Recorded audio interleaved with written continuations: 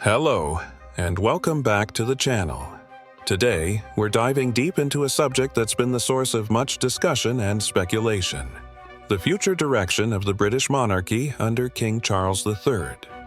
Specifically, we're examining a potential shift in strategy regarding the long-discussed idea of a slimmed-down royal family.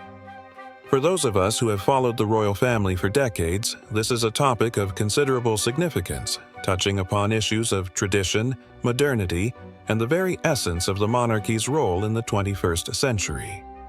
We are going to travel back in time to analyze where this slimmed-down monarchy idea came from. To truly understand the current situation, we need to journey back in time. Think back to the mid-20th century, to the reigns of King George VI and the early years of Queen Elizabeth II. The royal family, at that time, was a significantly larger entity in terms of working members. Numerous aunts, uncles, and cousins of the monarch carried out official duties representing the crown at a wide range of events, both domestically and internationally. This was a time when the British Empire was still transitioning into the Commonwealth, and the royal family played a crucial role in maintaining those ties.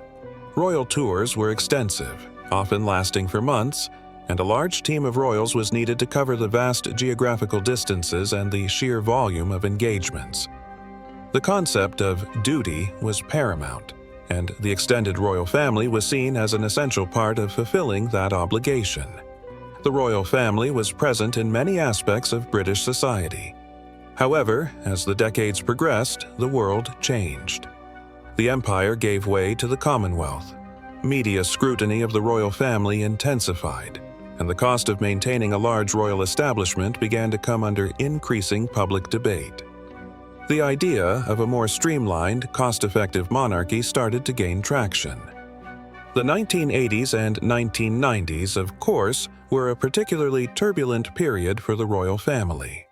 The intense media focus on the personal lives of the royals, particularly the marriage and subsequent divorce of Prince Charles and Princess Diana, brought unprecedented challenges.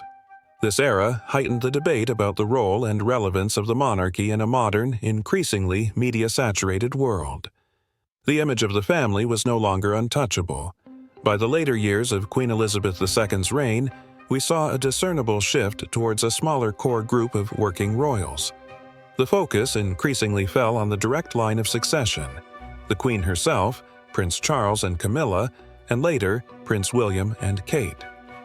Prince Edward and his wife, Sophie, also played a significant role, but the overall number of royals regularly undertaking official engagements was considerably reduced compared to previous decades. The arrival of Prince Harry and Meghan Markle on the scene initially seemed to reinforce this trend. They were a popular, dynamic couple, representing a more modern, diverse image of the monarchy. However, their decision to step back from their roles as senior working royals in 2020 sent shockwaves through the institution. This was a pivotal moment, removing two key figures from the royal roster and leaving a significant void. It raised fundamental questions about the viability of a truly slimmed-down monarchy, particularly given the global demands and expectations placed upon the British royal family. When King Charles III ascended the throne in 2023, he inherited a monarchy facing a complex set of circumstances. He was already associated with the idea of a streamlined royal operation, but the departure of Harry and Meghan, coupled with the ongoing need for royal representation across a wide range of areas, presented a significant dilemma. The early months of 2024 brought a further complication. The Princess of Wales, understandably, took a temporary step back from public duties to prioritize her health. While we all wish her a full and speedy recovery, her absence further reduced the already limited pool of senior royals available for engagements. This placed an increased burden on the remaining working members, highlighting the practical challenges of operating with a very small team. The good thing is that now, after months of concern, Princess Kate has returned to work and is slowly retaking her royal duties. Let's consider the sheer volume of work involved. Royal engagements are not merely ceremonial appearances. They involve extensive preparation, research, travel, and interaction with a diverse range of people. They require a deep understanding of protocol, diplomacy, and the issues facing the communities and organizations being supported. It's a demanding schedule, even for a larger team. Imagine the difficulty with a very limited one. This brings us to the recent reception at Buckingham Palace, hosted by King Charles and Queen Camilla. The presence of the Duke and Duchess of Gloucester, while not entirely unprecedented, was significant. Prince Richard, the Duke of Gloucester, is a first cousin of the late Queen Elizabeth II. He and his wife, Birgitta, have a long history of royal service, but they have not traditionally been considered part of the core working royal group in the same way as the immediate heirs. Prince Richard, for example, has a particular interest in architecture and conservation, while the Duchess has been involved with numerous charities supporting children and the arts. They represent a wealth of experience and a deep understanding of royal duty, even if they haven't always been in the spotlight. Their prominent presence at this reception raises a crucial question. Is King Charles rethinking his approach to the slimmed-down monarchy? Is he recognizing that, given the current realities, a slightly broader base of support is necessary? Let's be clear, this doesn't necessarily mean a return to the large-scale royal establishment of the mid-20th century. However, it could signal a strategic adjustment, a recognition that a slightly larger team, drawing on the talents and experience of the wider royal family, is needed to meet the demands of the modern monarchy. There are other capable members such as Princess Alexandra or the Duke and Duchess of Kent. This wouldn't be about simply adding names to a list. It would be about strategically utilizing the skills and interests of these individuals to support the overall work of the monarchy. It could involve focusing on specific areas of expertise, such as conservation, the arts, or community development, allowing for a more targeted and effective approach to royal engagement. The challenges facing the British monarchy are multifaceted. There's the ongoing need to maintain relevance in a rapidly changing world, the pressure to demonstrate value for money, and the constant scrutiny of the media.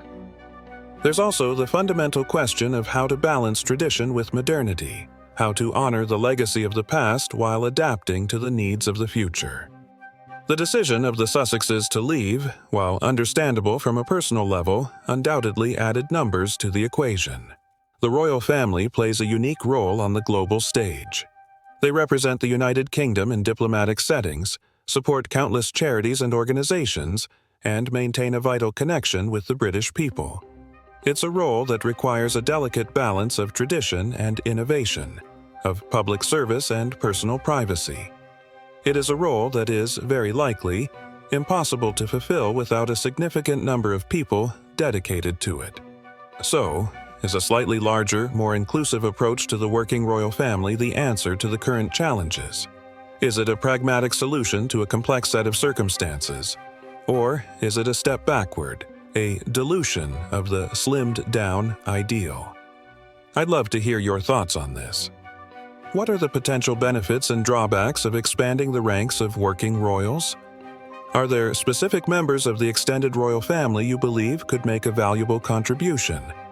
And how do you see the role of the monarchy evolving in the years to come? Please share your opinions and perspectives in the comments section below. This is a conversation with many layers, and your insights are greatly valued. And finally, if you've enjoyed this in-depth analysis, please do subscribe to our channel and give this video a like. Your support helps us to continue creating content exploring the history, traditions, and future of the British royal family. We have many more fascinating topics planned, so be sure to stay tuned. Thank you for watching, and we look forward to engaging with you in the comments and in our next video.